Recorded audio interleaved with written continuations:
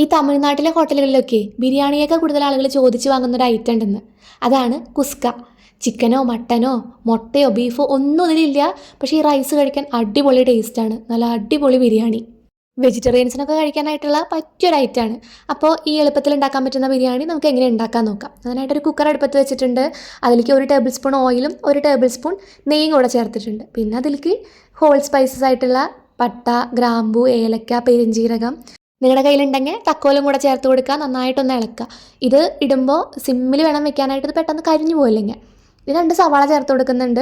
നമ്മളിപ്പോൾ ഉണ്ടാക്കുന്നത് ഏകദേശം 4 പേർക്ക് കഴിക്കാനുള്ള ഒരു അളവിലാണ്. 400 ml ഒരു കപ്പിലാണ് അരി അളന്നെടുക്കുന്നത്. അതിലേക്കാണ് മീഡിയം സൈസിലുള്ള 2 സവാളയും അതുപോലെ 3-4 പച്ചമുളക് നെടുക കീറിയിട്ട് അതും കൂടെ ഇട്ട് കൊടുക്കുന്നുണ്ട്.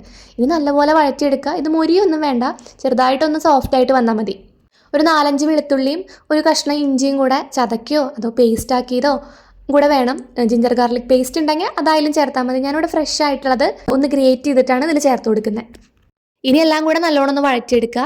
നമ്മളിപ്പോൾ ചേർത്ത് ഇഞ്ചിൻ്റെയും വെളുത്തുള്ളിൻ്റെയും ഒക്കെ പച്ചമണം മാറുന്ന വരെ വഴറ്റിയെടുക്കുക. വെളുത്തുള്ളി ഇഞ്ചിയൊക്കെ ഒരുപാട് കൂടി പോകണ്ട. ഞാൻ ഈ പറഞ്ഞൊരളവിൽ തന്നെ എടുത്താൽ മതി. ഇത് കൂടി പോയിട്ടുണ്ടെങ്കിൽ ഈ റൈസിൻ്റെ ടേസ്റ്റേ വേറെ ആയിപ്പോവും. ഇനി ഇതിലേക്ക് നമുക്ക് മസാലകൾ ആഡ് ചെയ്യണം. മസാലകളായിട്ട് 1 ടീസ്പൂൺ മുളക് പൊടിയാണ് ചേർത്ത് കൊടുക്കുന്നത്. നേരത്തെ ചേർത്ത് കൊടുത്ത പച്ചമുളകിൻ്റെയും മുളക് പൊടിൻ്റെ ഒക്കെ എരിവ് നോക്കിയിട്ട് ആവശ്യത്തിന് ഇട്ട് കൊടുത്താൽ മതി. 1 ടീസ്പൂൺ മല്ലിപ്പൊടിയും കൂടി ഇട്ട് കൊടുക്കുന്നുണ്ട്. അതുപോലെ ഒരു 1/4 ടീസ്പൂൺ മാത്രമാണ് മഞ്ഞൾപ്പൊടി ഇട്ട് കൊടുക്കുന്നത്. 1/2-3/4 ടീസ്പൂൺ ഗരം മസാലയും കൂടെ ഇട്ട് കൊടുത്തിട്ട് നല്ലപോലെ വഴറ്റിയെടുക്കണം. മസാലകളായിട്ട് ഇത്ര മാത്രമാണ് നമ്മൾ ആഡ് ചെയ്യുന്നുള്ളൂ. മസാലകൾ ഇടുമ്പോഴും വഴറ്റിയെടുക്കുമ്പോഴൊക്കെ ലോ ഫ്ലെയിമിൽ വെച്ചിട്ട് വേണം അത് കുക്ക് ചെയ്തെടുക്കാനായിട്ട്. ഇല്ലെങ്കിൽ പെട്ടെന്ന് തന്നെ കരിഞ്ഞു പോവും, അല്ലെങ്കിൽ സവാള നല്ലോണം മുരിഞ്ഞു പോവും. ഇനി മസാലകളുടെ പച്ചമണം മാറുന്നവരെ നല്ലോണം ഇളക്കിയെടുക്കുക, വഴറ്റിയെടുക്കുക. എന്നാലും ഇതിനെന്തായിരിക്കില്ലേ കുസ്ക എന്നൊക്കെ പേര് വന്നത് ശരിക്കും കുട്ടികൾക്കൊക്കെ ലഞ്ച് ബോക്സിൽ കൊടുത്തയക്കാനായിട്ട് പറ്റിയൊരു ഐറ്റമാണ്. എന്നുവെച്ചാൽ നോൺ വെജ് ഒന്നും അലൗഡ് അല്ലാത്ത സ്കൂളുകളിൽ നമുക്കിത് കൊടുത്തുവിടാം. രാവിലെ ചെറിയ സമയത്തിൻ്റെ ഉള്ളിൽ വേഗം തന്നെ ഉണ്ടാക്കിയെടുക്കാനും പറ്റും. നേരത്തെ ചേർത്ത മസാലയുടെ പച്ചമണമൊക്കെ മാറി നല്ലോണം വഴന്ന് വന്നിട്ടുണ്ട്. ഇനി ഇതിലേക്ക് തക്കാളി ചേർത്ത് കൊടുക്കാം. 2 തക്കാളിയാണ് ആഡ് ചെയ്യുന്നത്. 2 സവാള 2 തക്കാളി, ഇതാണ് അതിൻ്റെ ഒരു കണക്ക്. ഇനി ഈ സവാളയും തക്കാളിയും എല്ലാം കൂടെ നല്ലോണം മിക്സായിട്ട് തക്കാളിയൊക്കെ വെന്ത് നല്ല സോഫ്റ്റ് ആവുന്നവരെ ഒന്ന് വഴറ്റി കൊടുക്കാം. ഇതിൽ ചേർക്കുന്ന ഓരോ ഇൻഗ്രീഡിയൻറ്റും അത്ര ഇമ്പോർട്ടൻ്റ് ആണ്. ഇത് അതുപോലെ തന്നെ എല്ലാം ചേർത്താലാണ് കറക്റ്റ് ആ ഒരു റൈസിൻ്റെ കുസ്ക റൈസിൻ്റെ ഫ്ലേവറും ടേസ്റ്റും ഒക്കെ കിട്ടുള്ളൂ.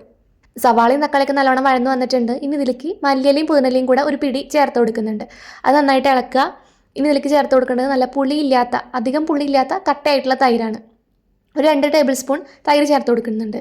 അങ്ങനെ മല്ലിയിലയും പുതിനയിലയും തൈരും ഒക്കെ ചേർത്തിട്ട് നല്ലോണം ഒന്ന് ഇളക്കി കൂട്ടുക. ഇത് ആയിട്ടുണ്ട്. ഇനി തൈരിൻ്റെ ആ ഒരു പച്ച ടേസ്റ്റ് ഉണ്ടാവുമല്ലോ, അതൊന്ന് പോണ വരെ നന്നായിട്ട് ഇളക്കി എടുത്തിട്ടുണ്ടെങ്കിൽ നമ്മുടെ മസാല റെഡി ആയിട്ടുണ്ട്. 2 മിനിറ്റ് നല്ലോണം ഇളക്കി കൊടുക്കുക. അത് കഴിഞ്ഞിട്ട് 1 മിനിറ്റ് വെറുതെ അങ്ങനെ വെക്കുക.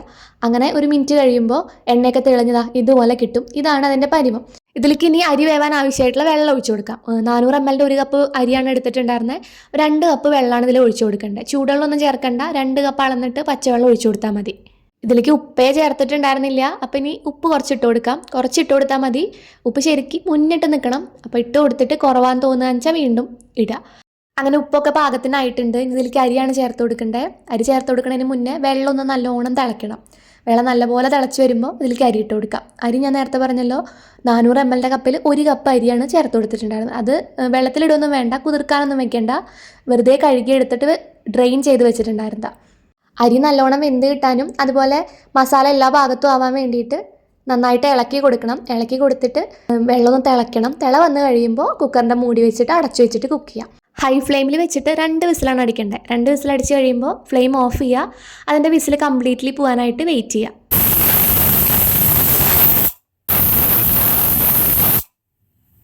2 വിസിലടിച്ചപ്പോൾ ഫ്ലെയിം ഓഫ് ചെയ്തിട്ടുണ്ടായിരുന്നു. ഒരു 10 മിനിറ്റ് എടുത്തു ഇതിൻ്റെ എയറൊക്കെ കംപ്ലീറ്റ്ലി പോകാനായിട്ട്.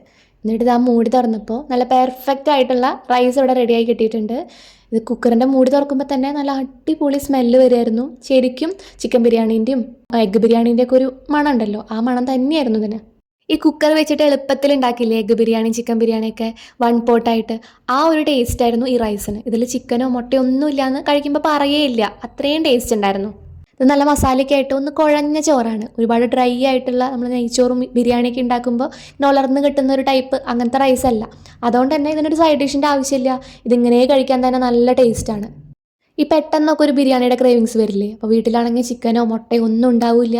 അങ്ങനത്തെ സിറ്റുവേഷനിലൊക്കെ ഉണ്ടാക്കി നോക്കാൻ പറ്റിയ അടിപൊളി റൈസ്. അതുപോലെ കുട്ടികൾക്ക് ലഞ്ചിനൊക്കെ കൊടുത്തു വിടാനായിട്ടും ഇത് നല്ലൊരു ഓപ്ഷനാണ്. രാത്രി തന്നെ സവാളയും പച്ചമുളകും വെളുത്തുള്ളി ഇഞ്ചി തക്കാളി പുതിനയില മല്ലിയില ഇതൊക്കെ അരിഞ്ഞ് ഫ്രിഡ്ജിൽ വെക്കുകയാണെങ്കിൽ രാവിലെ വളരെ എളുപ്പത്തിൽ കുറഞ്ഞ സമയത്തിൽ ഉണ്ടാക്കിയെടുക്കാൻ പറ്റുന്ന ഒരു റൈസ് അത്. അപ്പോൾ ഈ കുസ്ക റൈസ് റെസിപ്പി എല്ലാവരും ട്രൈ ചെയ്ത് നോക്കണം. ട്രൈ ചെയ്ത് നോക്കിയിട്ട് ഇഷ്ടമായോ ഇല്ലയെന്നൊക്കെ കമൻറ്റ് ബോക്സിൽ വന്ന് പറയണം. അപ്പോൾ വീഡിയോ ഇഷ്ടമായെങ്കിൽ ലൈക്ക് ചെയ്യുക, ഷെയർ ചെയ്യുക. ഇതുപോലുള്ള കൂടുതൽ വീഡിയോസ് കാണാനായിട്ട് ചാനൽ ഒന്ന് സബ്സ്ക്രൈബ് ചെയ്യുക. താങ്ക്